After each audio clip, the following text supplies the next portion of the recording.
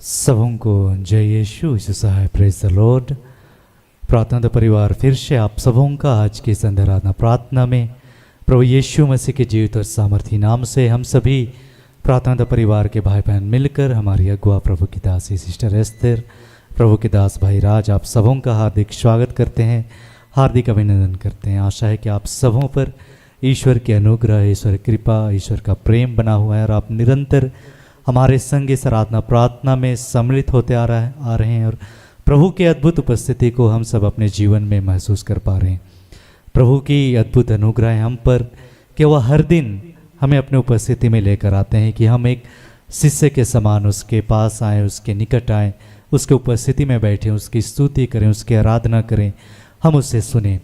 प्रभु ने आज के दिन में फिर से हमें अपने पास बुलाया है, तो आप सभी जहाँ कहीं भी हैं इस समय को हम प्रभु को समर्पित करें और बड़े विश्वास के साथ इस घड़ी हम उस अनुग्रह के सिंहासन के पास जाएं, अपने हर एक प्रार्थनाओं को, अपने हर एक निवेदनों को बड़े विश्वास के साथ उसके सम्मुख रखें, उसे प्रार्थना करें और प्रभु को आज के दिन हम फिर से पुकारें कि हे प्रभु, आज हमसे फिर से बातें कर, हमारे मनों को, हमारे हृदयों को खोल दे, हमारी बंद बुद्धि को खोल दे।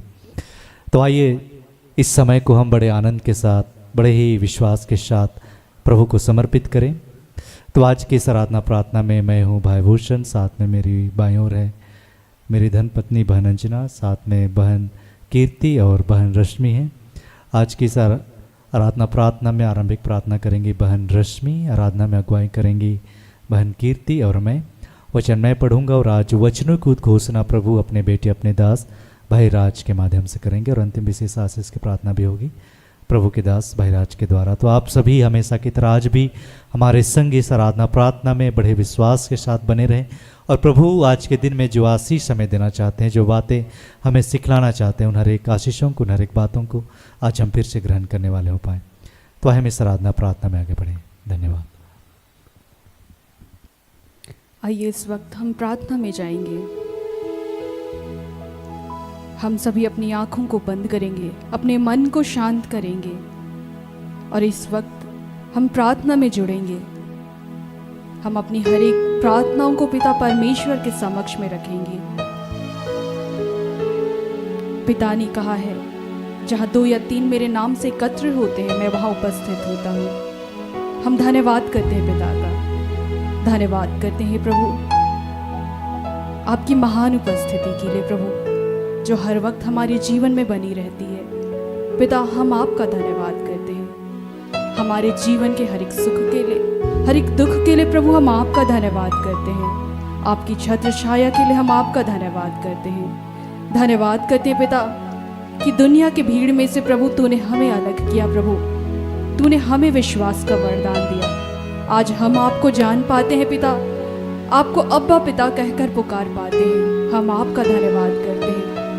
हम आपके प्रेम को जान पाते हैं प्रभु, हमारे जीवन के दुख में प्रभु हम आपको पुकार पाते हैं। हमारे जीवन के सुख के लिए हम आपका धन्यवाद कर पाते हैं। पिता, हम आपका धन्यवाद करते हैं। हे प्रभु, इस वक्त जितने आपके बच्चे आपके समक्ष आए हैं, चाहे यूट्यूब के माध्यम से, जो इस जगह पर उपस्थित है, प्रार्थना योद्धा के हर एक भाई बहनों को, हर एक जन को आपके हाथों में समर्पित करते हैं प्रभु। और इस वक्त में पिता हमारे जीवन में आपकी उपस्थिति को मांगते हैं। हे पिता, हे यीशु, हे पवित्र आत्मा, आप तीनों की उपस्थिति को हमारे जीवन में मांगते हैं प्रभु। तो हम पर अपनी पवित्र आत्मा को उंडेल पिता, जिससे कि प्रभु हम आपसे जुड़ पाए, हम आपको जान पाए। हे पिता, हम आपका धन्यवाद करते हैं प्रभु। हमने अपने बीते जीवन से लेकर इस पल तक जो भी गलतियां की है प्रभु, जो भी पाप किया है, जानबूझकर या अनजाने में पिता, अपने सोच से, वचन से, अपने कर्म से, अपने व्यवहार से प्रभु, हम अपने हर एक गलतियों के लिए आपसे क्षमा मांगते हैं। हे पिता, तू हमें माफ़ करता है। बार बार हम वही गलती करते हैं और बार बार प्रभु हम आपको दुखित करते हैं। पिता, हमें क्षमा कर और हमें अपने सामर्थ से भर प्रभु, हमारी दुर्बलताओं से प्रभु तू हमें स्वतंत्र कर। हे पिता, हम ऐसी प्रार्थना करते हैं प्रभु। हे पिता, इस वक्त में प्रभु इस मौसम का नियंत्रण हम आपके हाथों में देते हैं। इंस्ट्रूमेंट्स को, लाइट्स को आपके हाथों समर्पित करते हैं पिता। इस वक्त की आराधना प्रार्थना को प्रभु हम आपके हाथों में समर्पित करते हैं। हे प्रभु, ब्रदर राज को हम आपके हाथों में देते हैं प्रभु। तो उनका अभिषेक कर प्रभु, तू अपनी प्रज्ञा ज्ञान से भर प्रभु, और उनके मुख से होकर प्रभु तो आज किस दिन पर पिता हमसे बातें कर, फिर से अपनी शिक्षाओं को प्रभु तो उनके माध्यम से दे। फिर से प्रभु हम आपसे ये सामर्थ्य मांगते हैं पिता कि उन वचनों को हम सुन पाएं और अपने जीवन में प्रभु उस पर चलने वाले होने पाए प्रभु। धन्यवाद करते हैं पिता सिस्टर एस्थर के लिए, ब्रदर राज के लिए, प्रार्थना योद्धा के हर एक भाई बहन के लिए, जितने आपके बच्चे प्रभु इस वक्त आपके समक्ष आए हैं, जो प्रार्थना योद्धा से जुड़ चुके हैं, हर एक जन के परिवार के सदस्यों के लिए हम आपका धन्यवाद करते हैं प्रभु। इस वक्त का नियंत्रण पिता हम आपके हाथों में देते हैं प्रभु, और मांगते हैं हर एक प्रार्थना को यीशु के नाम से दया से सुन और स्वर्ग के राज्य में तू ग्रहण कर। आमीन। आमीन। आइए इस वक्त हम आराधना में आगे बढ़ेंगे। हम अपनी आंखों को बंद ही रखेंगे। इस वक्त हम प्रभु से दुआ करेंगे कि प्रभु हमारे मन को आज शुद्ध करना, हमें पवित्र करना प्रभु, और हे पिता जैसा आप चाहते हैं वैसा हम जी सकें, ऐसा वरदान को हमें देना। आइए इस गीत के माध्यम से हम प्रभु का धन्यवाद करें।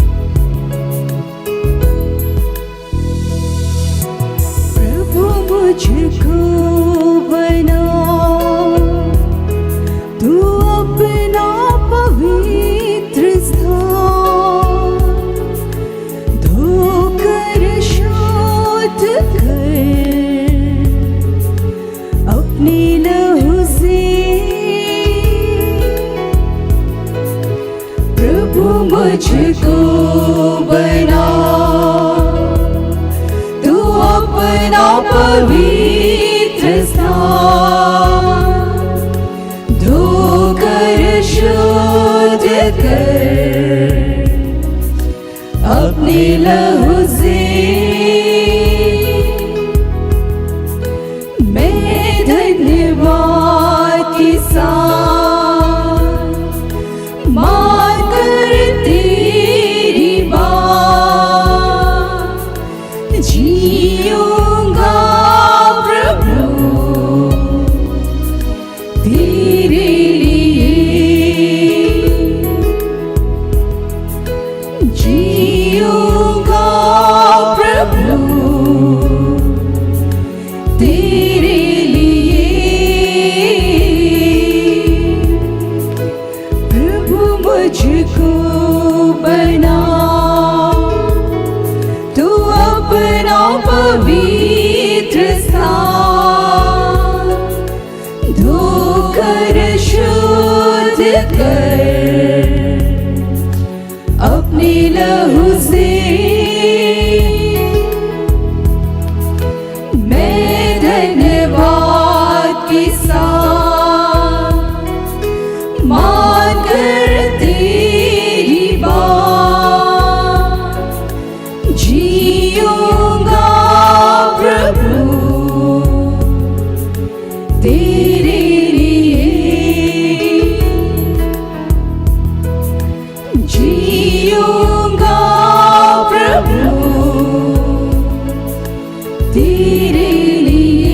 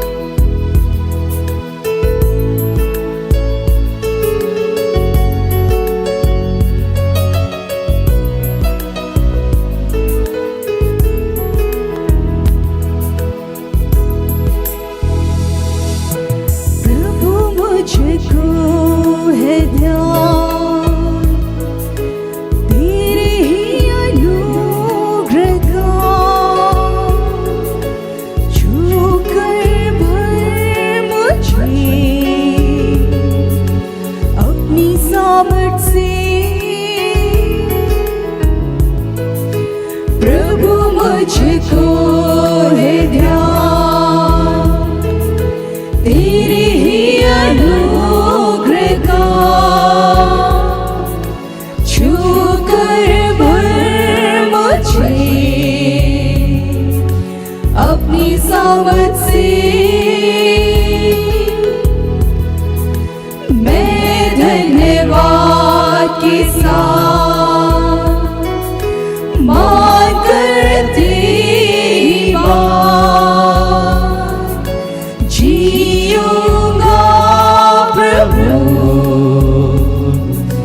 तेरे लिए जीऊंगा प्रभु तेरे लिए प्रभु मुझको है ध्यान तेरे ही अनुग्रह का छू कर भर मुझे अपनी सामत से मैं धन्यवाद के साथ मान करती बात जीऊंगा प्रभु तेरे लिए जीऊंगा प्रभु तेरे लिए जीऊंगा प्रभु तेरे लिए।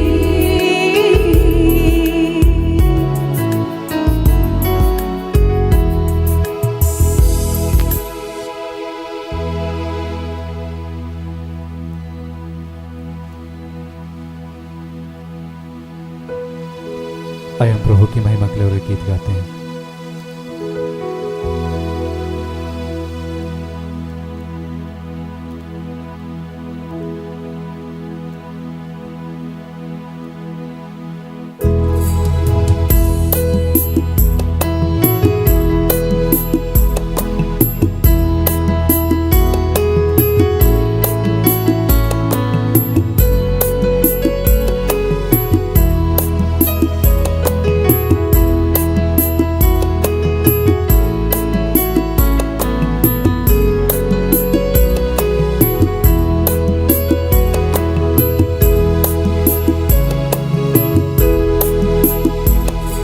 यीशु मेरा जीवन ज्योति, गाँव में उसका नाम।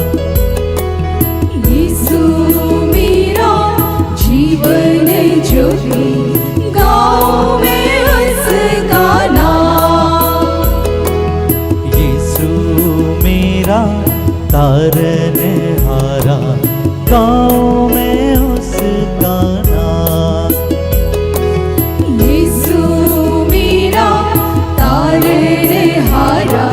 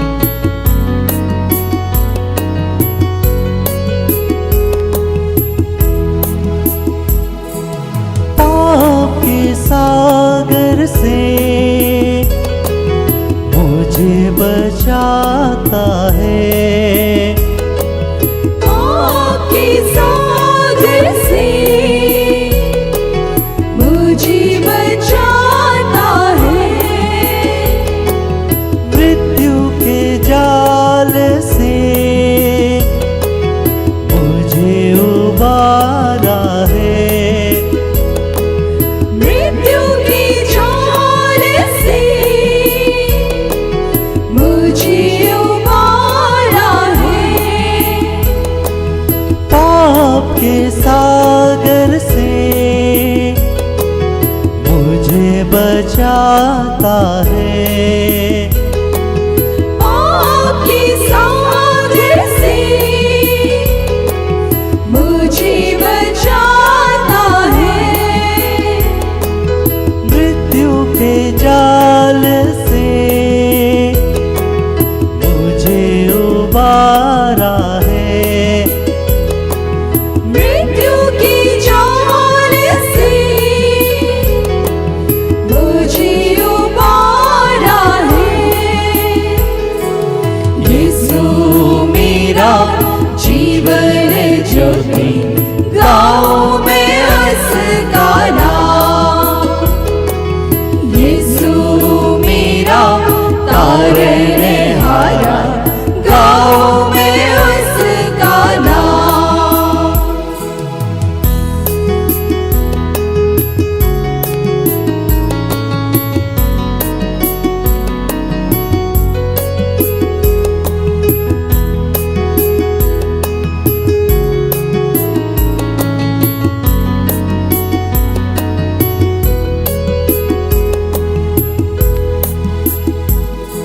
सीधे मार्ग में मुझे चलाता है।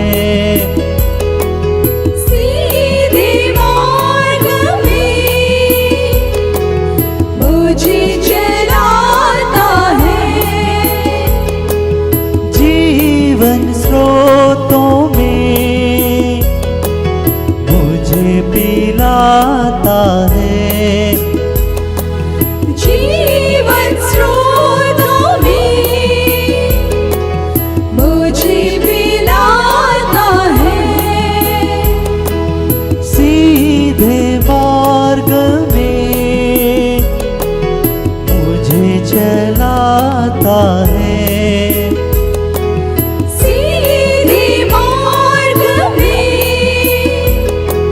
मुझे चलाता है।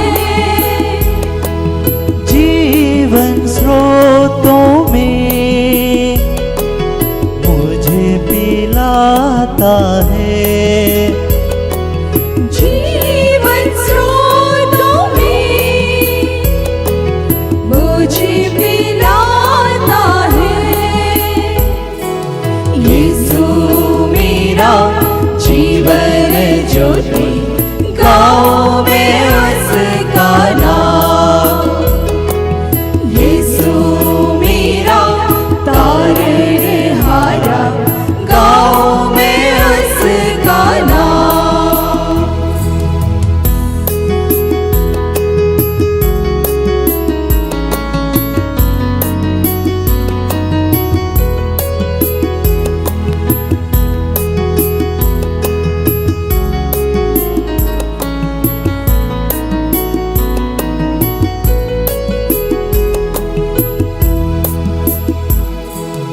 अपनी शक्ति से मुझे भर देता है। अपनी शक्ति से मुझे भर देता है। अपनी बाहों में मुझे उठाता है। अपनी बाहों में मुझे उठाता है।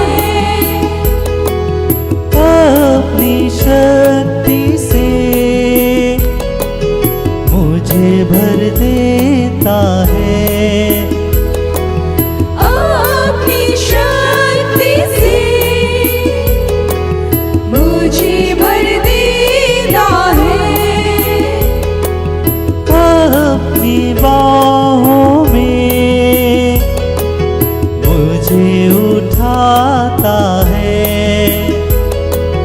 अपनी बाहों में मुझे उठाता है। यीशु मेरा जीवन ज्योति, गाँव में उसका नाम।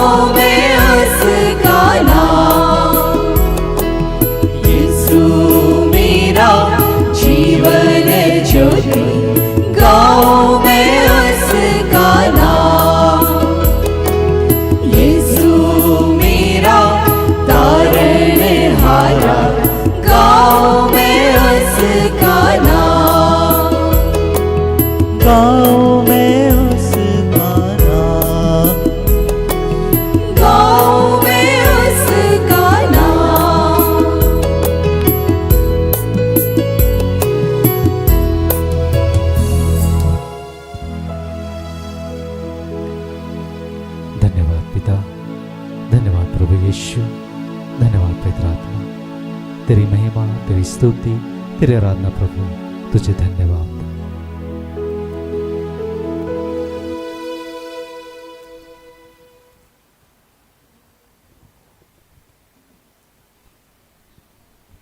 आइए हम आज के लिए ठहरा के वचन को सुने जिस पर आज हम मनन करने वाले हैं, जिसे प्रभु ने हमें अपनी बेटी, अपनी दासी, हमारी अगुआ सिस्टर एस्थर के माध्यम से दिया है, जिसे हम पाते हैं इब्रानियों के नाम संत पौलुस की पत्री, इब्रानियों की पत्री अध्याय 12 वचन संख्या 14, 15 और 28, जिसे वचन ऐसा कहता है, सबों के साथ शांति बनाए रखें और पवित्रता की साधना करें, इसके बिना कोई ईश्वर के दर्शन नहीं कर पाएगा।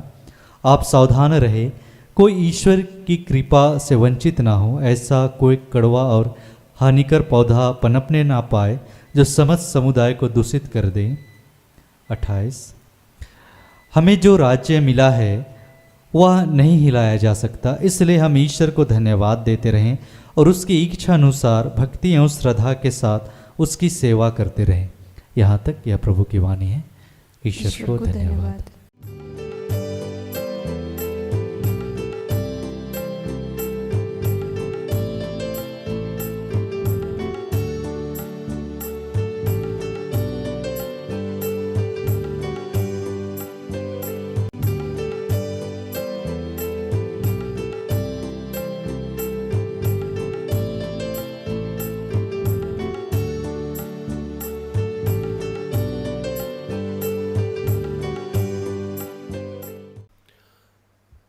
सबको जय यीशु सहाय। आइए हम प्रार्थना करेंगे कि हे दयालु पिता, हे स्वर्ग और पृथ्वी के सृजनहार, हे हम सबके रचयिता, हम तेरा धन्यवाद करते हैं आज के सुंदर और आशीषित दिन के लिए जो तूने एक नए अध्याय के रूप में हमारे जीवन से जोड़ दिया। धन्यवाद प्रार्थना परिवार के लिए और ऐसी जितनी संस्थाएं हैं, सेवकाई है, चर्चेज है, जिस भी रूप से जो संस्था आपके राज्य के विस्तार में लगी हुई है, उन तमाम संस्थाओं के लिए तेरा धन्यवाद करते हैं।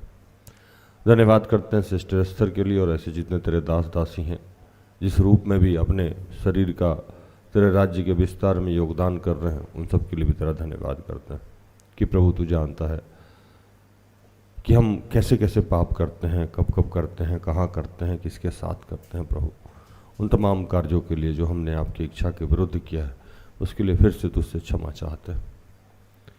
हम जब भी किसी के लिए ठेस और ठोकर का कारण बने हो प्रभु, उस बात के लिए भी तुझसे क्षमा चाहते हैं। फिर वही दया, वही प्यार, वही करुणा दिखा जो अपने पुत्र यीशु के लहू बहाने के द्वारा, उसके पृथ्वी पे आने के द्वारा, उसे यहाँ जीने और मरने और गाड़े जाने और उनके पुनरुत्थान के द्वारा जो सामर्थ्य हमें प्राप्त हो यीशु नाम से, उसी प्यार, उसी सामर्थ्य को आज हम सबके जीवन में दिखा। जो भी डिस्टर्बेंस की बातें हैं, जो भी रुकावट की बातें हैं, जो भी भटकाव की बातें हैं, वो सब यीशु के नाम से समाप्त करते हैं। पिता, पुत्र, पवित्र आत्मा, वचन को सुनने और सुनाने में हमारी मदद कीजिए। अगर आप साथ नहीं देंगे तो ना सुन सकते हैं, ना सुना सकते हैं, ना समझ सकते हैं, ना समझा सकते हैं। प्रभु हम सबकी मदद कीजिए और इन तमाम प्रार्थना को प्रभु यीशु के जीवित और पवित्र नाम से मांगते हैं। दया से सुन और स्वर्ग के राज में ग्रहण कर, आमीन।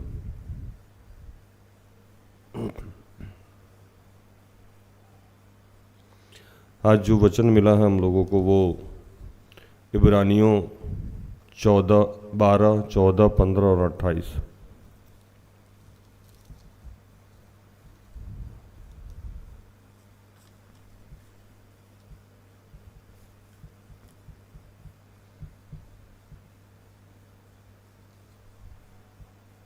सबसे मेल मिलाप रखो और उस पवित्रता की खोजी हो जिसके बिना कोई प्रभु को कदापि नहीं देखेगा। ध्यान से देखते रहो, ऐसा न हो कि कोई परमेश्वर के अनुग्रह से वंचित रह जाए या कोई कड़वी जड़ फूट कर कष्ट दे और उसके द्वारा बहुत लोग अशुद्ध हो जाएं।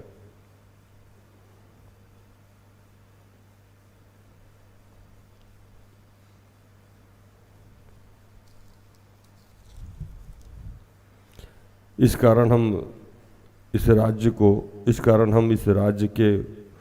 को पाकर जो हिलने का नहीं है कृतज्ञ हों और भक्ति और भय सहित परमेश्वर की ऐसी आराधना करें जिससे वो प्रसन्न हो।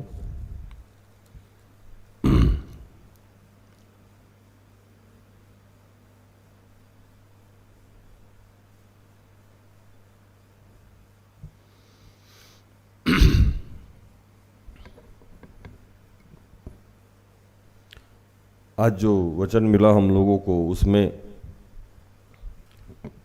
प्रभु कह रहे हैं कि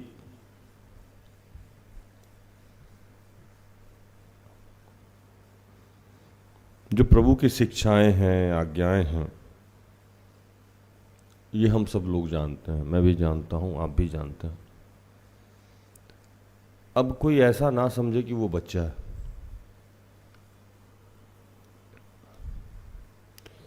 और ये शिक्षा, ये आज्ञा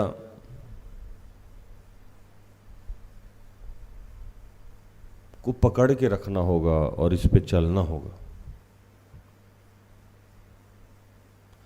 अगर ये काम हम लोग नहीं करेंगे तो हम बहुत बड़े समस्या में खुद पड़ेंगे। अगर हम नहीं करेंगे तो इसके माध्यम से जो हम दूसरे के लिए ठेस और ठोकर का कारण बनते हैं, वो भी बहुत बुरा है। वो भी बहुत अजीब है, बहुत बुरा है। मैं कई बार सोचता हूं कि जीवन का सबसे बुरा पल क्या होता है कि जब अपने इंसान को अपनी ही गलती का अनुभव होना बंद हो जाए। और शैतान ऐसा सबके साथ करता है कि आप पाप करो, आप गलत करो, लेकिन आपको एहसास नहीं हो कि गलत है।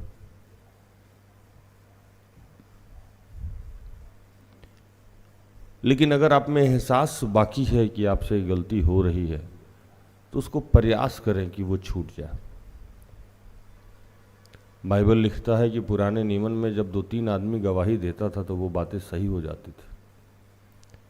तो एक जगह लिखा हुआ है कि जो चीज़, जो कार्य हम छोड़ दिए और उसको बार बार कर रहे हैं, और इस बार गवाही हमारा और आपका कौन देगा? यीशु। इस बार वो गवाही हमारा और आपका देने वाला है। एक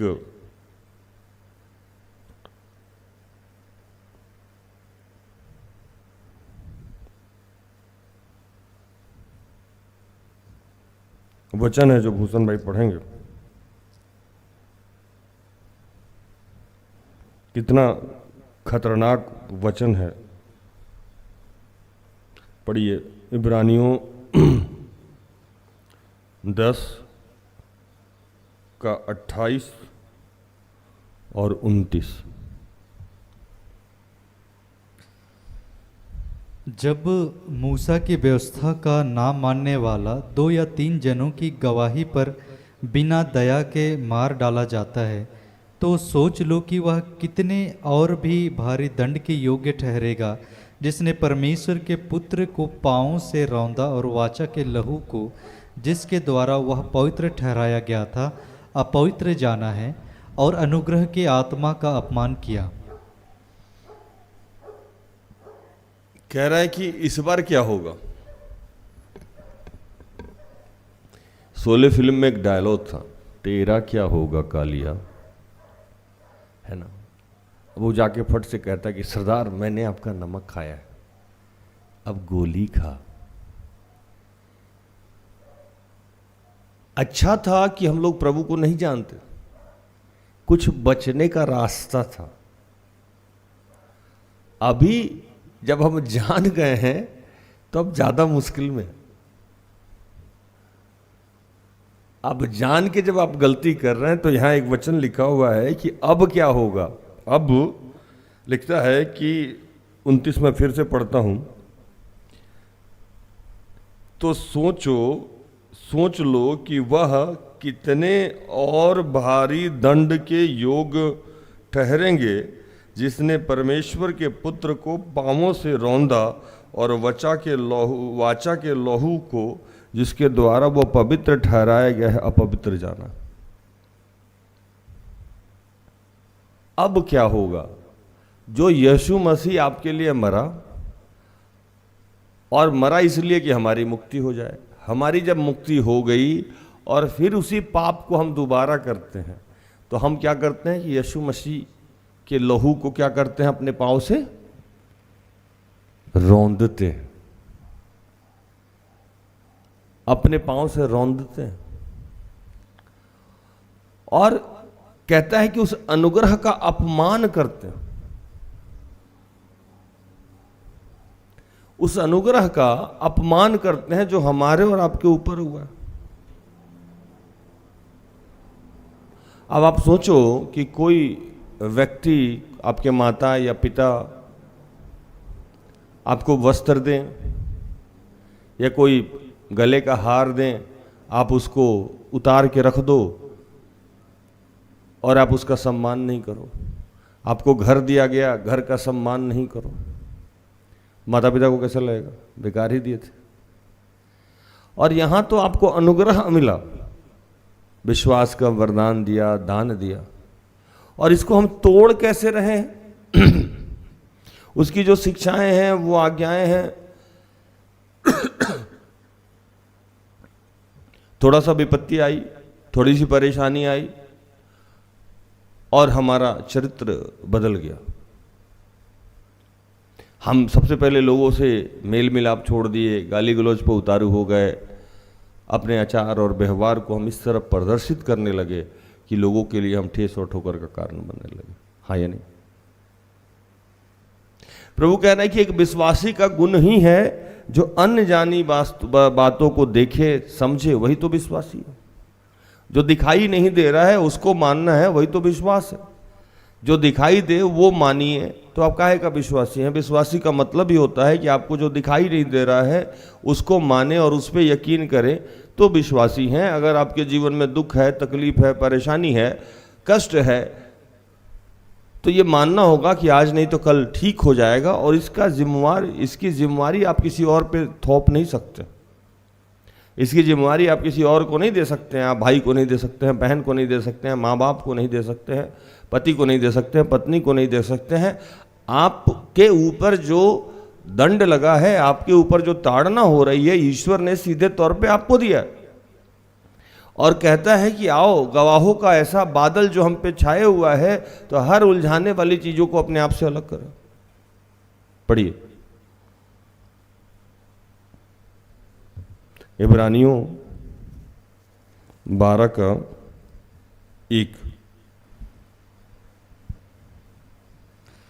इस कारण जबकि गवाहों का ऐसा बड़ा बादल हमको घेरे हुए है, तो आओ हर एक रोकने वाली वस्तु और उलझाने वाले पाप को दूर करके वह दौड़ जिसमें हमें दौड़ना है, धीरज से दौड़ें।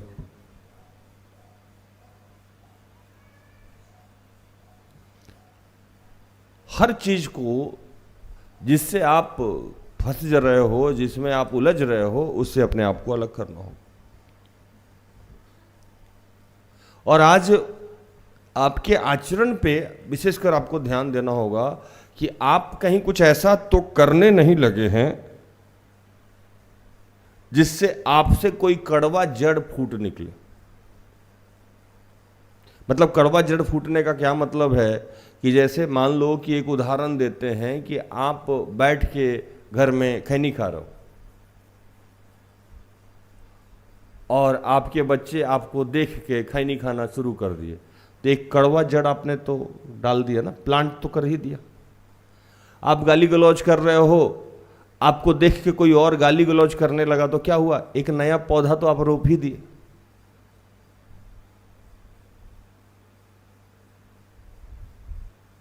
एक बच्ची आई थी आज मेरे से मिलने, कहने लगी भैया मैं किसी से जुड़ नहीं पाती हूँ। मैंने कहा जुड़ना भी क्यों है? तो बोली नहीं कुछ बताना चाहती हूँ मैं आपसे। मैंने कहा बताओ। तो मेरी मम्मी जो थी वो मम्मी पापा में क्लेश था और भी बहुत सारी बातें अपने लाइफ के बारे में बता रही थी, और वो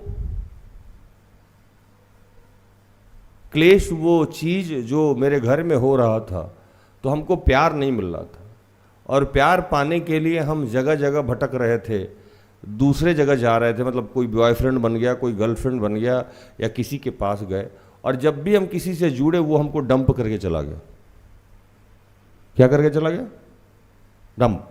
डंप समझते हैं ना आप? छोड़ के चला गया।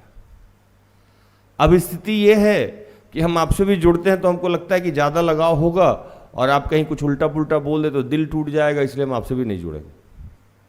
मैंने कहा अजीब हाल है। तो क्या हुआ, उसके माँ बाप ने कुछ ऐसा कड़वा जड़ बो दिया, रोप दिया, जो निकल गया उससे।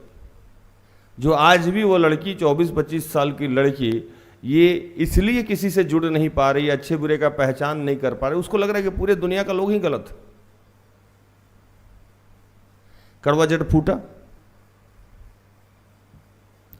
आज मेरे साथ बहुत सारे लोग हैं जो कनेक्ट नहीं कर पाते हैं, जुड़ नहीं पाते, उनका आत्मविश्वास खोया हुआ है। क्यों? तो कोई लड़की मिलती है तो वो कहती है कि पूरा लड़का खराब है। क्यों? तो किसी एक लड़के ने उसे छोड़ दिया या उसके साथ धोखा दिया, तो अब पूरे के पूरे लड़का खराब है, मतलब हम भी खराब है, सारा लड़का ही मतलब खराब है। कोई लड़का आया जिसको एक लड़की ने त्याग दिया या एक लड़की ने उसके साथ कुछ बुरा बर्ताव कर दिया, तो अब वो पूरे लड़की समाज को गंदा समझ रहा है। तो ये जड़ बोया किसने? उस लड़की ने। उस लड़की ने बो दिया। अब यही काम हम और आप कर रहे हैं। कब करना है?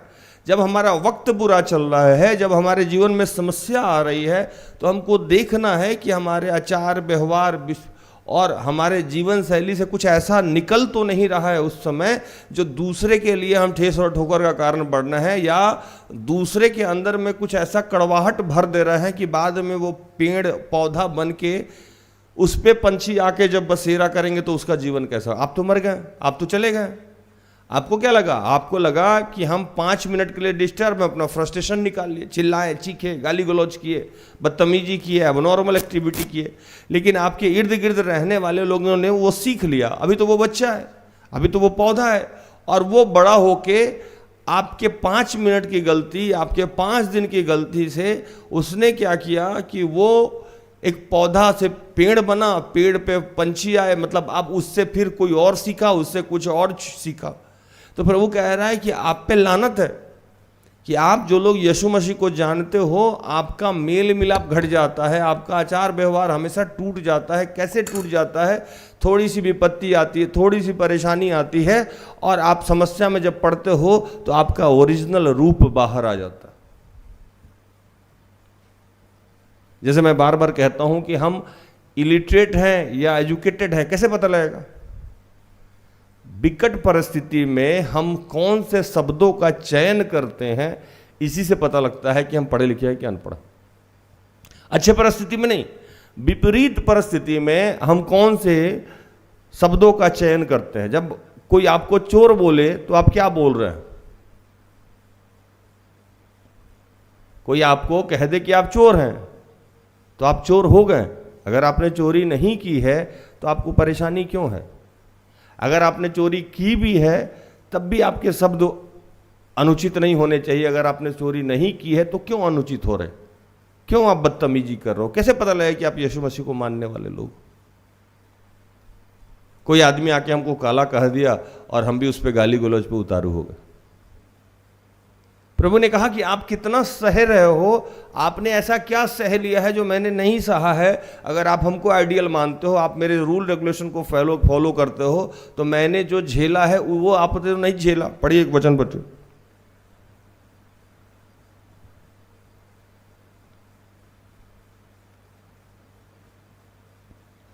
बारह का 3,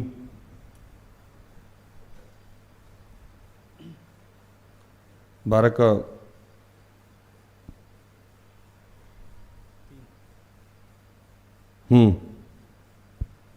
3 पढ़ो। इसलिए उस पर ध्यान करो जिसने अपने विरोध में पापियों का इतना विरोध सह लिया कि तुम निराश होकर साहस ना छोड़ दो।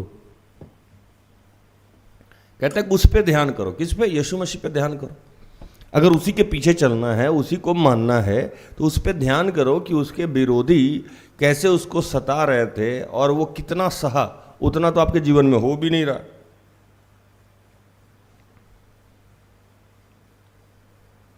4 पढ़िए।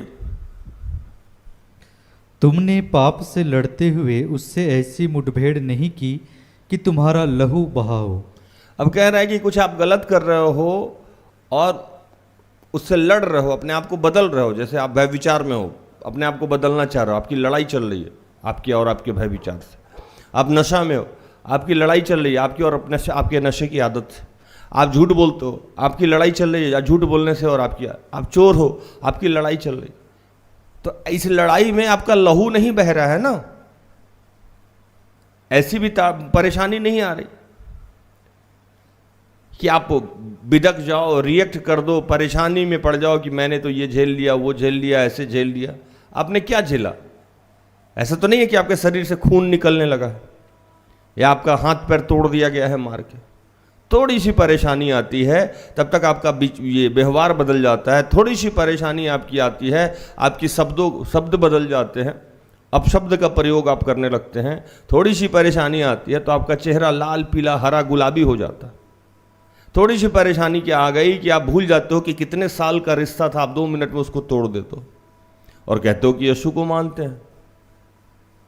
और हो सकता है कि वो परेशानी प्रभु ने जान के आपके जीवन में दिया हो, उसके माध्यम से, आपके भाई बहन दोस्त यार के माध्यम से, ताकि आपको सुधारे। और उस परेशानी को, उस ताड़ना को आप हल्का समझ ले रहे हो और उसमें अपने आप को सुधार नहीं करके और बिगड़ जा रहे हो। पढ़िए वचन।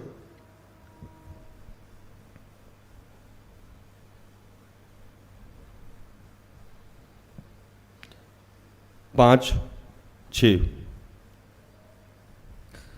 और तुम उस उपदेश को जो तुमको पुत्रों के समान दिया जाता है भूल गए हो। हे मेरे पुत्र, प्रभु की ताड़ना को हल्की बात ना जान, और जब वह तुझे घुड़के तो साहस ना छोड़, क्योंकि प्रभु जिससे प्रेम करता है उसकी ताड़ना भी करता है, और जिसे पुत्र बना लेता है उसको कोड़े भी लगाता है। अब प्रभु आपको ताड़ना दे रहा है आपकी दीदी के माध्यम से, आपके भैया के माध्यम से, आपके पत्नी पति दोस्त यार के माध्यम से। वो आप पे गलत आरोपण कर रहे हैं, ताड़ना हुआ। आपकी नौकरी नहीं हो रही है, ताड़ना हुआ। आपके विवाह नहीं हो रहे हैं, ताड़ना हुआ। आपका दोस्त आपको छोड़ के चला जा रहा है, ताड़ना हुआ। आपके घर में ताला नहीं खोला गया, ताड़ना हुआ, है ना। तो ये क्या है? ये ताड़ना है। और ताड़ना देने के लिए इजाजत कौन दिया? ईश्वर दिया। अब इसमें आपको क्या करना है कि अपने आचार को, विचार को, व्यवहार को वैसे दिखाना है जैसे यीशु मसीह दिखा रहा। तो ये छोड़ के आप उल्टा अपने व्यवहार को बदल दिए, विपरीत परिस्थिति आई तो बदल दिए। तो प्रभु कह रहे हैं कि हम ये, अब किसी बच्चे को हम एक थप्पड़ मारे सुधरने के लिए, उल्टा और गलती कर रहा है, ये और करिए और मारिए, क्या फर्क पड़ता है, मार लीजिए, हम तो करेंगे। प्रभु कह रहे हैं हम आपको सुधारने में कुछ कर रहे हैं और उन्हीं लोगों के माध्यम से सुधारेंगे ना जो आपके इर्द गिर्द है। जैसे मैंने लास्ट रिट्रीट में आपको बोला कि आप अयूब तो है नहीं, ये शैतान डायरेक्ट आपसे आके बात करेगा। तो आपकी दीदी जाएंगी आपको चोर बोल देंगी, हो सकता है। आपके भाई जाएंगे आपको बुरा भला कह देंगे। अब उस परिस्थिति में आप क्या व्यवहार कर रहे हो, क्या बिहेव कर रहे हो, ये जताता है कि आप विश्वासी हो गैर विश्वासी। और इसी को कहते हैं, इसी में कहा कि सबसे मेल में मिलाप रखो, उस पवित्रता की खोजी रखो जिसके बिना कोई भी प्रभु को कदापि नहीं देखेगा। ध्यान से देखते रहो कि ऐसा ना हो कि कोई परमेश्वर के अनुग्रह से वंचित रह जाए या कोई कड़वी जड़ फूट कर कष्ट दे और उसके द्वारा बहुत से लोग अशुद्ध हो जाएं। आप विपरीत परिस्थिति में क्या व्यवहार कर रहे हो, ये आपको बड़ा ध्यान से सोचना है। जब विपत्ति में हो, जब आप पे लांछन लग रहा है, जब लोग आपका बुरा भला कह रहा है, उस समय आप क्या रिएक्ट करते हो, यही ईश्वर देखता है, यही यीशु देखता है। और इसी के माध्यम से उसके राज्य का विस्तार भी होता है। राज्य का विस्तार सिर्फ वचन सुनाने से नहीं होता है या आराधना प्रार्थना करने से नहीं होता है। उसके राज्य का विस्तार आप 5वीं पत्री हैं, आपके आचार और विचार के द्वारा, व्यवहार के द्वारा होता है। यहाँ जो लोग आते हैं वो सिस्टर एस्थर के व्यवहार के माध्यम से आते हैं। ऐसा नहीं कि वो बहुत अच्छी वक्ता है इसलिए आते हैं, वो बहुत व्यवहारिक हैं और लोगों के दुख सुख में खड़ी होती हैं। आपको सिस्टर एस्थर की एक कहानी सुनाता हूं मैं आपको। आज से बहुत साल पहले जब मैं यहाँ का प्रबंधक नहीं था,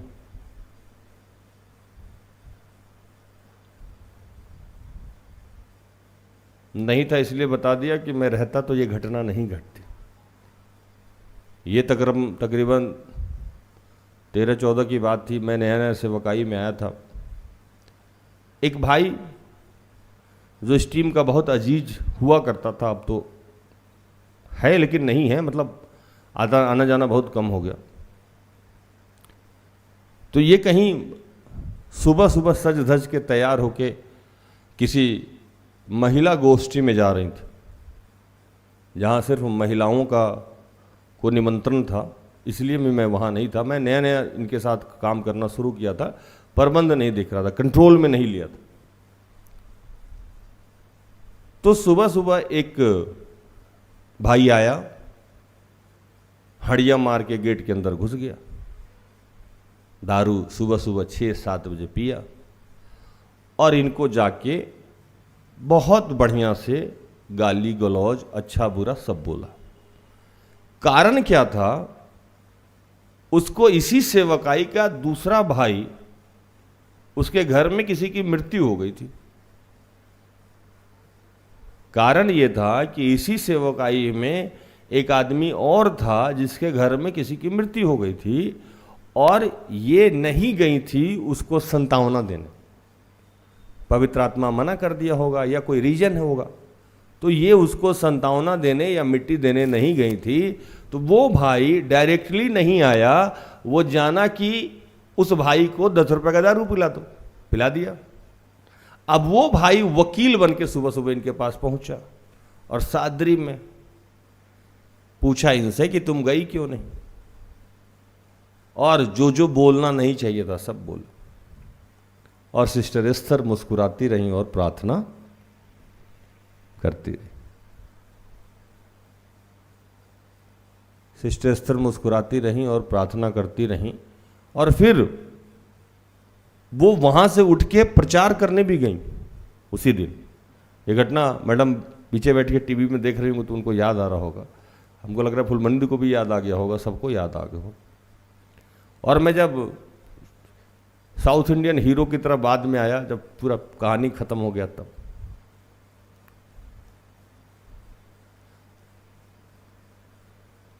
ये क्या था? अगर उस समय सिस्टर एस्थर गाली के बदले गाली दे देती या अपने आप को प्रेजेंट करने लगती कि ये बात थी, वो भाई को याद नहीं था कि पवित्र आत्मा इनको गाइड करता है, पवित्र आत्मा इनको मना कर दिया होगा तो ये नहीं गई होंगी। जितने लोग यहाँ काम करते हैं उन सबको ये ज्ञात है कि अगर पवित्र आत्मा उनको कोई आदेश दे तो वो नहीं जाए, ऐसा हो ही नहीं सकता है। वो मेरे कहने से तो सेवकाई चलाती नहीं। अगर पवित्र आत्मा उनको बोलता कि वहाँ जाइए तो जाती, अगर मना कर दिया नहीं जाइए तो नहीं जाएंगे। करोड़ों रुपया दे दोगे तो आप सिस्टर एस्थर नहीं जाएंगे। लेकिन फिर भी वो भाई जो इस टीम का बहुत पुराना हिस्सेदार था, 10 रुपये का दारू पी के आके नाटक किया और सिस्टर एस्थर चुप रही। इसका लाभ क्या हुआ? इसका लाभ ये हुआ कि कुछ दिनों के बाद उस भाई की नौकरी हो गई सरकारी और उसकी शादी हुई। अब उसकी पत्नी भी यहाँ आ जुड़ी हुई हैं, शायद सुन भी रही हूँ। उसके माँ बाप भी आज भी यहीं से राय लेते हैं। लेकिन अगर उस दिन सिस्टर एस्थर रिएक्ट कर दी रहती या गाली गलौज कर ली रहती तो एक कड़वा जड़ क्या होता? फूट जाता। एक कड़वा जड़ फूट जाता और उस समय उसके परिवार की बाकी आत्माएं जो बचानी जाती, वो भाई अपना पक्ष तो जाके नहीं कहता, वो सीधे कहता कि देखो एस्थर दी ऐसे ऐसे बोलती हैं, प्रभु की दास हैं, इतनी बड़ी बड़ी बातें कहती हैं, लेकिन ऐसे बदतमीजी कर रही थी। वो अपना पक्ष रखता? नहीं रखता। आज कुछ लोग नए विश्वास में आ रहे हैं, मैं देखता हूं नए विश्वास में आ रहे हैं। जैसे थोड़ी सी विपत्ति आती है, थोड़ी सी ताड़ना आती है, सबसे पहले उनका क्या खत्म होता है? मेल मिलाप। सबसे पहले उनके शब्दों का जो वो प्रयोग करते हैं इतना गलत करते हैं कि आप सोच नहीं सकते। कई बार तो लोग मुझे भी सुना के चला जाता। और आप सोच ही नहीं रहे हैं कि आप कर क्या रहे हैं, कैसे कैसे ईश्वर के राज्य का विस्तार होगा। आप पे जो अनुग्रह हुआ है उस अनुग्रह को आप अपमानित कर रहे हैं।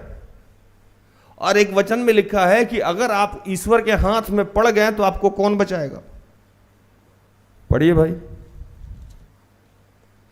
31 पढ़िए, इब्रानियों 10 का 31। जीविते परमेश्वर के हाथों में पड़ना भयानक बात है।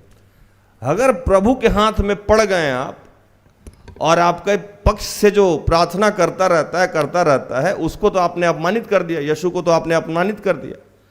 जो मैंने वचन आपको पढ़ा है, यहां लिखता है 29 का अंतिम लाइन में पढ़ रहा हूं, 30 का, क्योंकि हम उसे जानते हैं जिसने कहा पलटा लेना मेरा काम है, मैं ही बदला लूंगा। फिर यह कि प्रभु अपने लोगों का न्याय करेगा। कह रहे कि आपके जीवन में जो भला बुरा हुआ उसका पलटा लेना मैं पलटा लूंगा और न्याय भी करूंगा। लेकिन आप शुरू हो जा रहे हैं, खुद ही शुरू हो जा रहे हैं।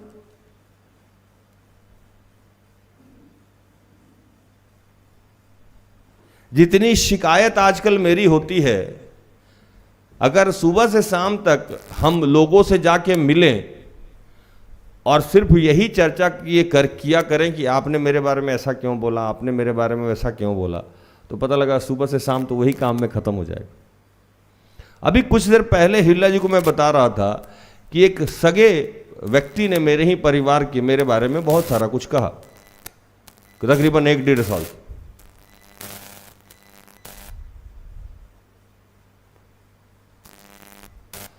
और मैंने आज तक उस बच्चे से ये नहीं पूछा कि तुमने मेरे बारे में ये सारी बातें क्यों कही और कहां कही।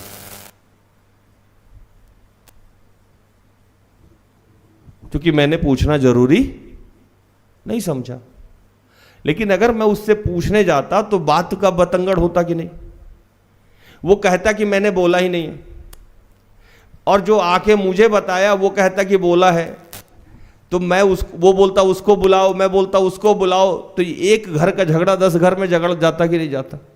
जाता ना। और फिर ऊपर से वो कहता कि बताइए ये सेवकाई करते हैं। और जो बातें बंद कमरा में हुई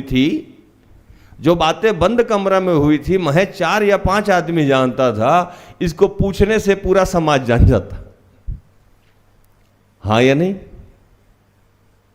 पूरा समाज जान जाता। और इससे कड़वा जड़ फूटता, उसके बाल बच्चे, उसके परिवार के लोग जानते, अच्छा ये बात है, भैया ने ऐसा कहा है। कोई भी व्यक्ति अपना पक्ष तो कहीं रखता नहीं है। जैसे मैं हमेशा कहता हूं कि जब आदमी के जीवन में समस्या आता है, जब आदमी किसी अपराध में पकड़ा जाता है तो वकील हो जाता है, और जब दूसरा अपराध में पकड़ा जाता है तो वो जज हो जाता है, फटाक से न्याय करेगा उसका। लेकिन खुद गलती में पकड़ा गया तो वकील रहेगा, अपना पक्ष रखेगा, ऐसे नहीं ऐसे किए थे, ऐसे नहीं ऐसे किए थे। लेकिन सामने वाला कोई अगर आदमी पकड़ा गया तो जजमेंट देने लगेगा, तुम चोर है, तुम्हारा फांसी दे दिया जाए, तुमको, तुम्हारे साथ ऐसा किया जाए, तुरंत। ये इंसानी प्रवृत्ति है। तो प्रभु आज कह रहा है कि अगर आप किसी विकट परिस्थिति में हैं तो वो स्थिति आपके जीवन में मैंने डाला है ताकि आपका सुधार हो जाए। लेकिन आप सुधरने के बदले में और खराब हो रहे है ना, और खराब हो रहे हो तो हो रहे हो आपके आचरण से और आपके इस दुर्व्यवहार से समाज में जो गंदगी फैल रही है उसका क्या, उसका हिसाब किताब कैसे भरोगे? क्योंकि मैं तो आपको सुधारने के लिए आपके जीवन में दुख भेजा, विपत्ति भेजा, ताड़ना किया, क्योंकि मैं आपसे प्रेम करता हूं। एक वचन पढ़िए,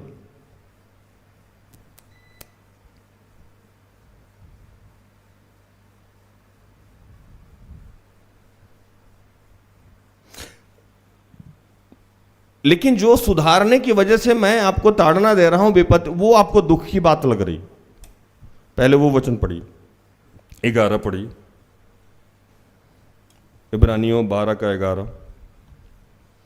वर्तमान में हर प्रकार की ताड़ना आनंद की नहीं पर शोक ही की बात दिखाई पड़ती है, तो भी जो उसको सहते सहते पक्के हो गए हैं बाद में उन्हें चैन के साथ धर्म का प्रतिफल मिलता है। कहता है कि वर्तमान में किसी के भी जीवन में दुख है, वो उसे अच्छा नहीं लगता, किसी को भी अच्छा नहीं लगेगा, लेकिन प्रभु कह रहा है कि उसको सहते सहते जो पक्के हो गए हैं उसी को प्रतिफल मिलेगा। और वो प्रतिफल नॉर्मल प्रतिफल नहीं मिलने वाला है आपको।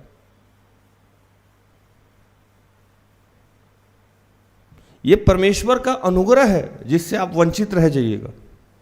आज का 15 जो वचन है, परमेश्वर का ध्यान से देखो कि तुम क्या कर रहे हो, कहीं ऐसा ना हो कि परमेश्वर के उस अनुग्रह से वंचित रह जाओ।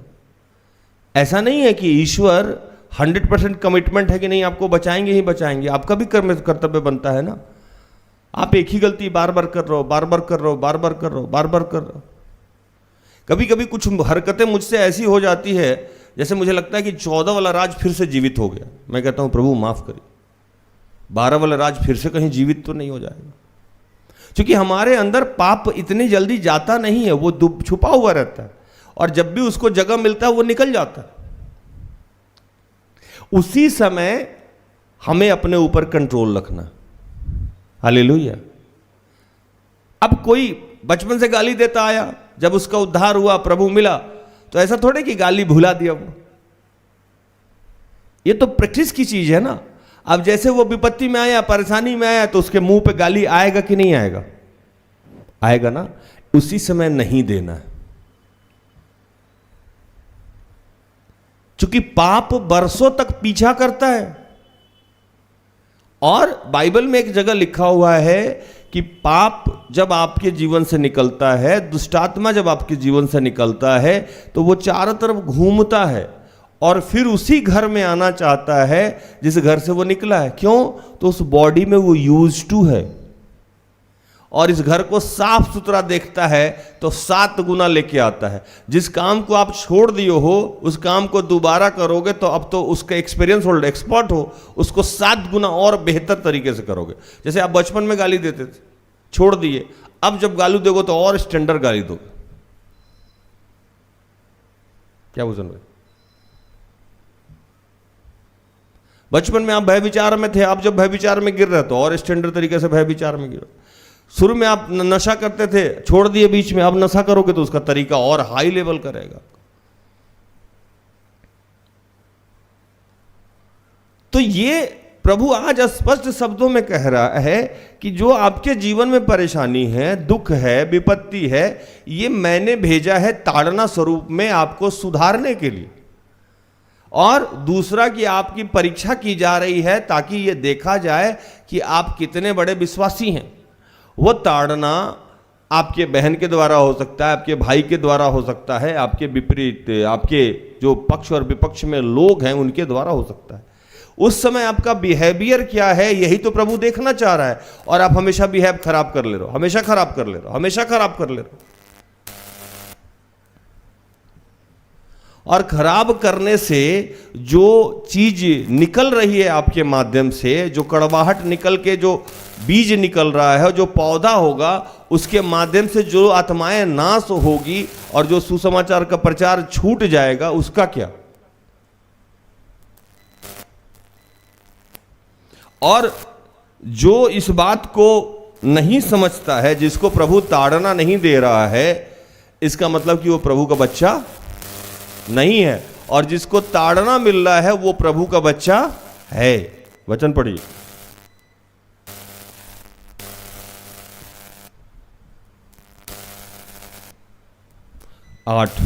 12 का 8।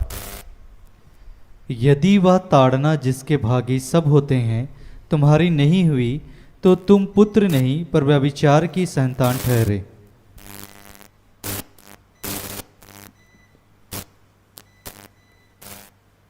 कह रहा है कि अगर आपके जीवन में दुख नहीं आया, अगर आपके जीवन में विपत्ति नहीं आई, अगर आपके जीवन में ताड़ना नहीं आई, इसका मतलब कि आप ईश्वर के बच्चे नहीं। हालेलुया। इसका मतलब है कि आप ईश्वर के बच्चे। बाइबल में एक जगह लिखा है कि जो प्रभु में चलता है उसकी छटनी की जाती है। क्या की जाती है? क्यों? तो वो और फले और फूले और बढ़े। और जो प्रभु में नहीं चलता है उसकी छटनी नहीं की जाती है, उसको विकसित होने दिया जाता है। क्यों? तो एक ही बार में उसको कहां फेंक दिया जाएगा?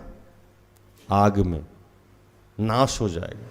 आपके इर्द गिर्द जो लोग हैं उनके जीवन में अगर समस्या नहीं है तो खुश मत होइएगा।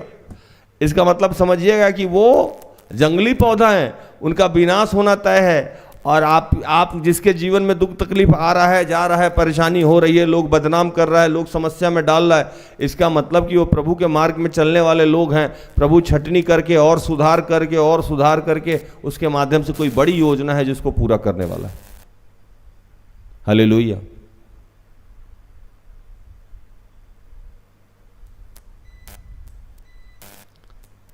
ये समझना होगा कि आप जैसे ही विपरीत परिस्थिति में पड़ रहे हैं तो आपका मेल मिलाप, आपकी पवित्रता कैसी रहती है। और बिना मेल मिलाप, बिना पवित्रता का आप प्रभु को पा नहीं सकते, प्रभु के खोजी नहीं हो सकते हैं, प्रभु आपको नहीं मिल सकता है। इसलिए ध्यान से देखें कि कहीं आप इस अनुग्रह से वंचित तो नहीं हो जाए। आज प्रभु एक शब्द सीधे तौर पे कह रहा है कि आपके जीवन में जो भी समस्या है, जो भी दुख है, जो भी तनाव है, जो भी परेशानी है, जो भी विपत्ति है, जो भी ताड़ना है, वो सब मेरे द्वारा है। माध्यम आपके भाई हो सकते हैं, माध्यम आपकी पत्नी हो सकती हैं, माध्यम आपके पति हो सकते हैं, माध्यम आपके माँ बाप हो सकते हैं, लेकिन बीच बीच में मैं ही भेजता हूँ, जाके डस के आइए, है ना। बीच में कभी मम्मी कुछ बोल दी, बीच में कभी पापा कुछ बोल दिए, बीच में भैया कभी कुछ बोल दिए, बीच में बाबू कभी कुछ बोल दिए, बीच में वाइफ कभी कुछ बोल दिए। प्रभु ने कहा जाओ थोड़ा सा डसो, डस के देख के आओ कि अब ये गाली दे रहा है कि अच्छे से बात कर रहा है। अब डस जा, जब वो आपको चोर बोला, वो आपको नकारा बोला, वो आपको बदतमीजी किया, उस समय आप क्या व्यवहार कर रहे हैं। अब इस समय व्यवहार आप फिर गाली दे दिए, ओहो, प्रभु बोला नहीं, अभी इसका सेटिंग ठीक नहीं है, अभी सॉफ्टवेयर में लोचा है, अभी फिर से सॉफ्टवेयर डाउनलोड करना होगा, है ना।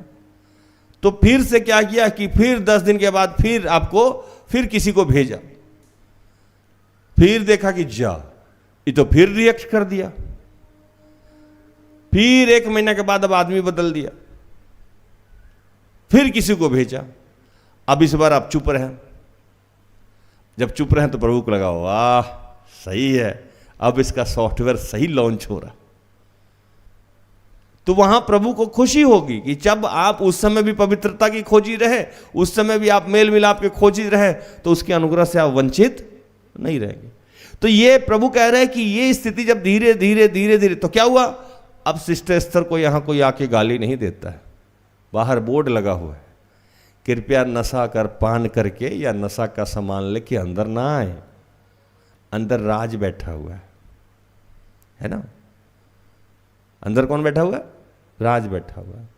और यहां हम लोग अलाउ किए हुए हैं कि कोई भी आदमी अगर नशा करके आ रहा है या बदतमीजी करके आ रहा है, तो दुष्टात्मा ग्रसित के साथ जो व्यवहार किया जाता है वही यहां बच्चों को आदेश है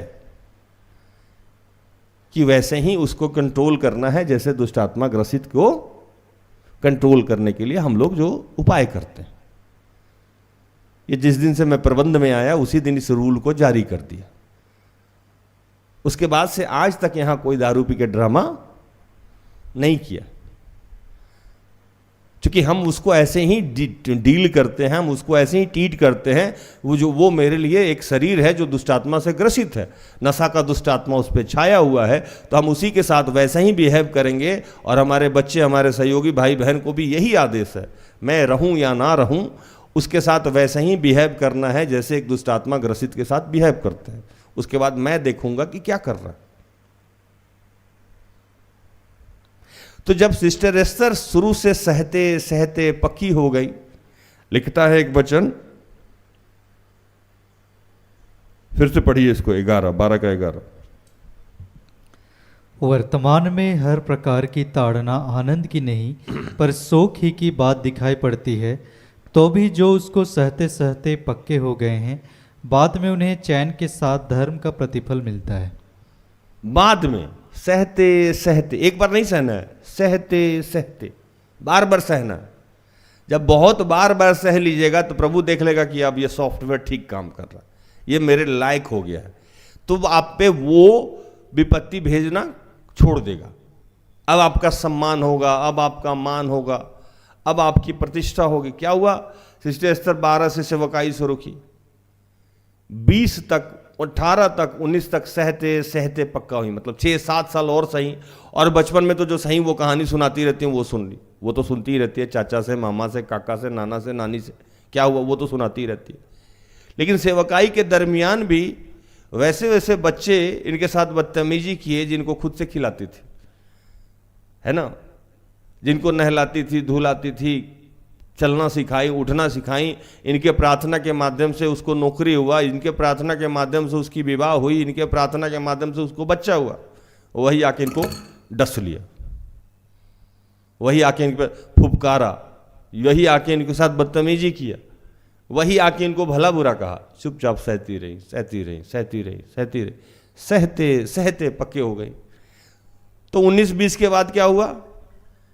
यहां अब कोई आके इनको कुछ बोलता नहीं है। हवा में जितना बोलना है बोलिए, सामने नहीं बोल सकते।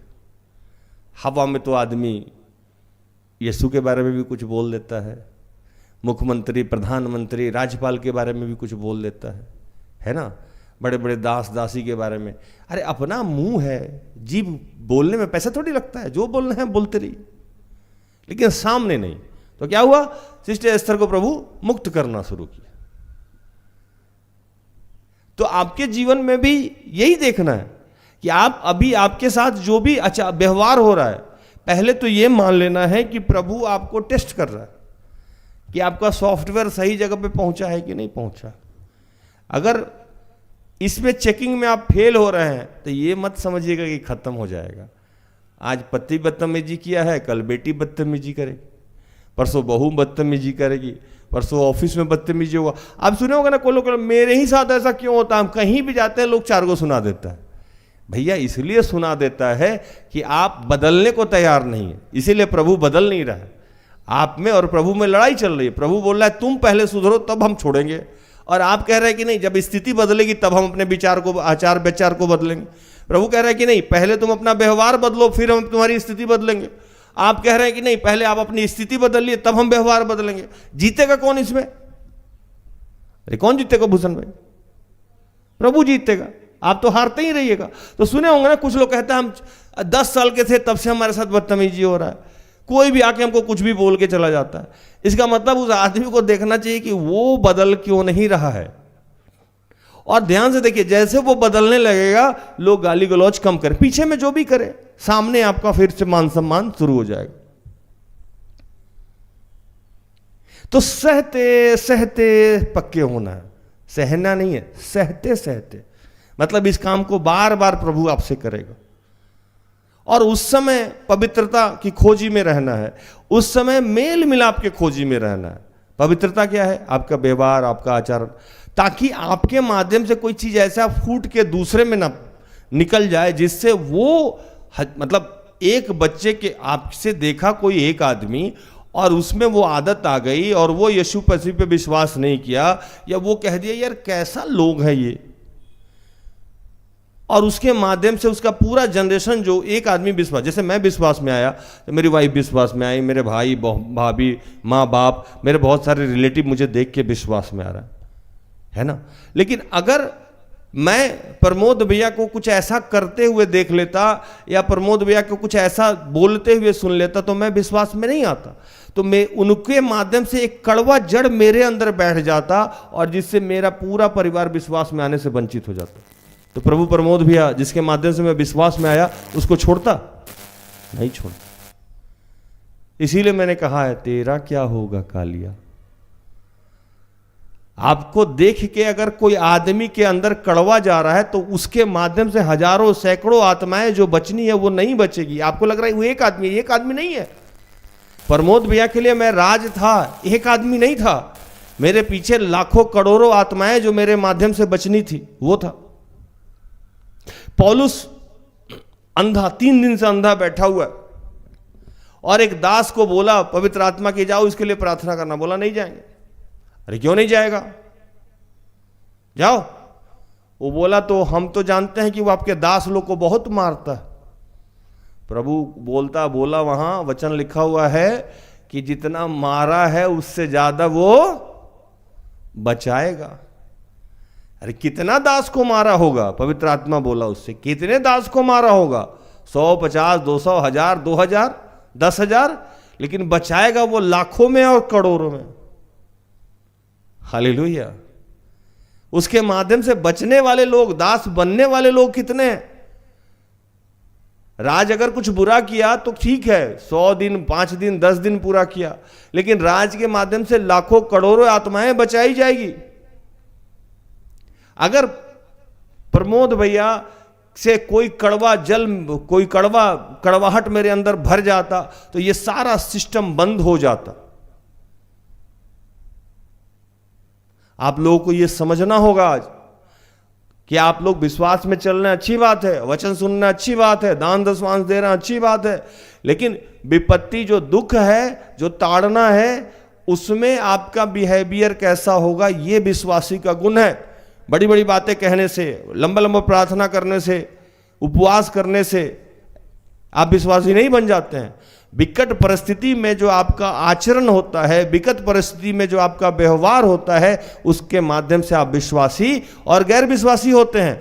अगर विकट परिस्थिति में आपका आचरण सही हुआ तो बहुत सारी आत्माएं आपके माध्यम से बचने वाली है। अगर आप ये नहीं कर रहे हैं तो आप उस अनुग्रह को जो आप पे हुआ है अपमानित कर रहे हैं, और आपकी सीधी लड़ाई किससे हो जाएगी, जो आपके दाहिने बैठ के, ईश्वर के दाहिने बैठ के प्रार्थना कर रहा है कि चलो इसने कोई भी गलत किया, हमने माफ किया इसको। वही मध्यस्थ करने वाला कह रहा है कि अगर हम तुमको ईश्वर के हाथ में ही छोड़ दे तो क्या होगा तुम्हारा। हालेलुया। तो सोचिएगा क्या होगा आपका, है ना। तो प्रभु कह रहा है कि अपने विचार को, पवित्रता को, मेल मिलाप के खोजी रहिए। प्रभु इन सारे वचनों से आप सबको और मुझे भी आशीषित करे। आमीन। आइए हम आखिरी प्रार्थना में जाएं।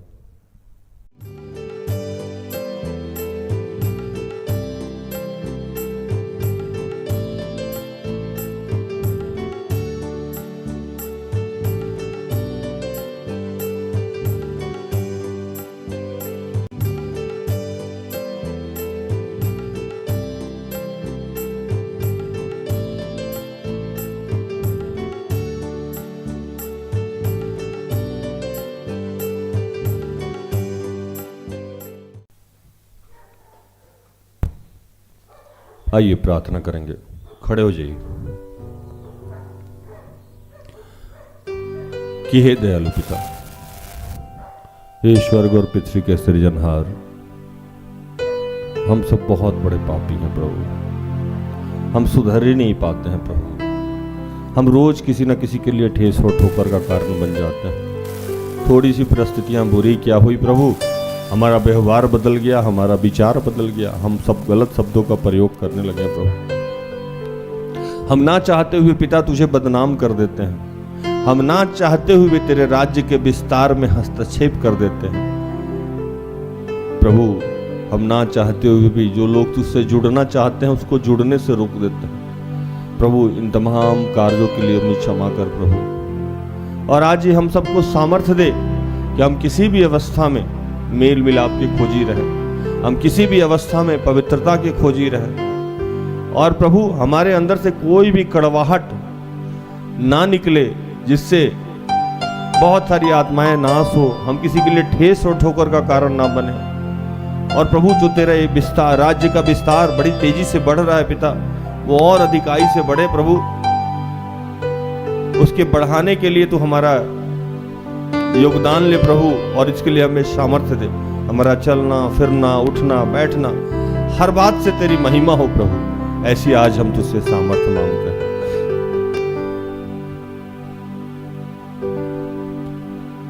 मेरा उठना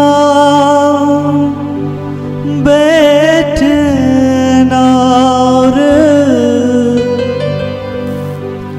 चलना तुझे भाता रहे। मेरे जीवन में यीशु तेरा नाम जलाल पाता रहे।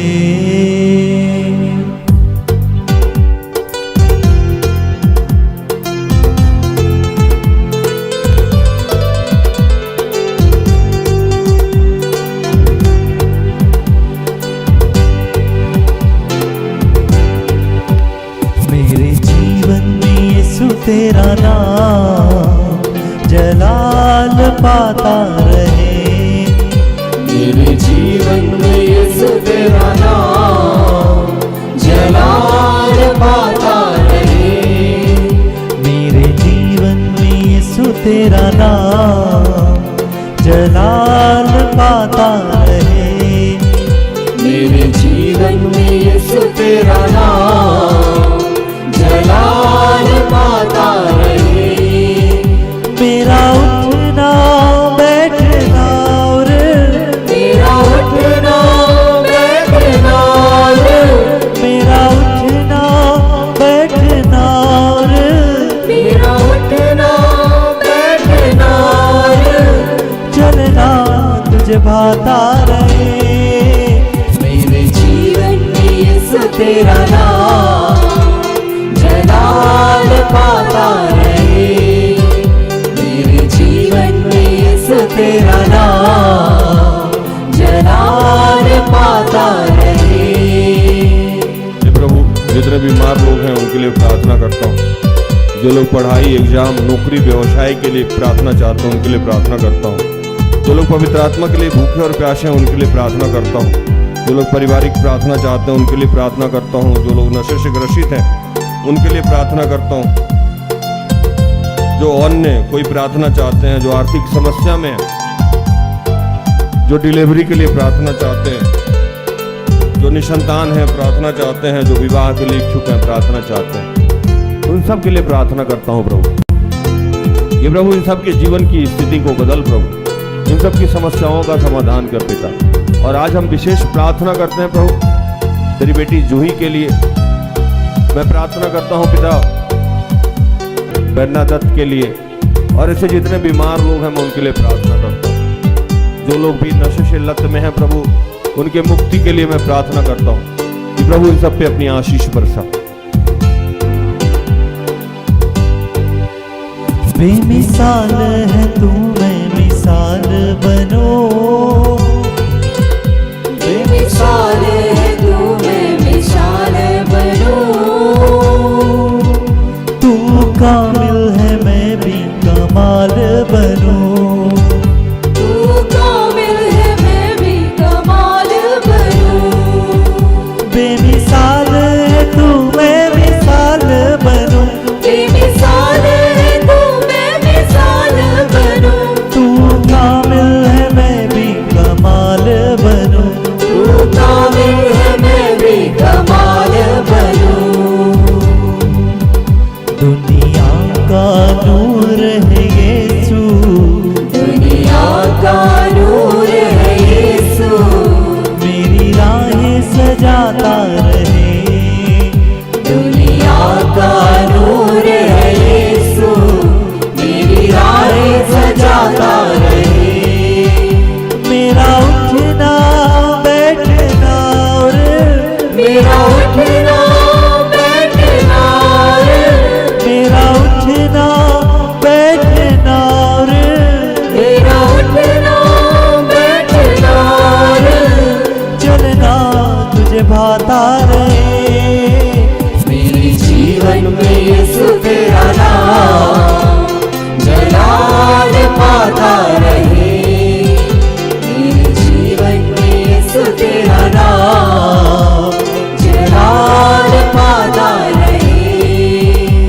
हे पिता, हमारे उन तमाम कुकर्मों के लिए जो हमने किया है उसके लिए तुझसे क्षमा चाहते हैं। हम जब किसी के लिए भी ठेस और ठोकर का कारण बने, कोई कड़वाहट फूटी है, कोई कड़वा जड़ हमसे निकला है प्रभु, उसके लिए तुझसे क्षमा चाहते हैं प्रभु। सामर्थ्य देना पिता कि हम आगे से ऐसा ना करें। और पिता, तूने कहा था कि मैं तुझे बुद्धि दूंगा, ज्ञान दूंगा और जिस मार्ग में तुझे चलना उसमें तेरी अगुवाई करूंगा। प्रार्थना से जुड़े और तुझे तेरे मार्ग में खोजने वाले हर बच्चों को तू आशीषित करना। तूने कहा था कि हे प्रभु, मेरे मुख पे पहरा लगा, मेरे होठों के द्वार की रखवाली कर। इस वचन के निमित्त हम सबको आशीषित करना।